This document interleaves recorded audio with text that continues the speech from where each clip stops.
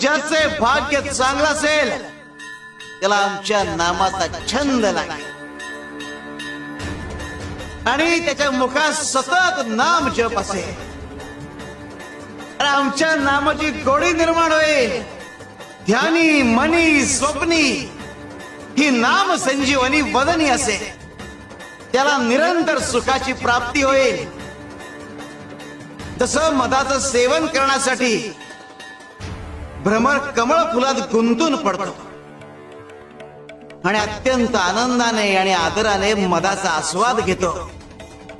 आमच्या भक्ताचे मन आमच्या नामाचे ध्यान लागून उच्च पातळीवर स्थिर होते.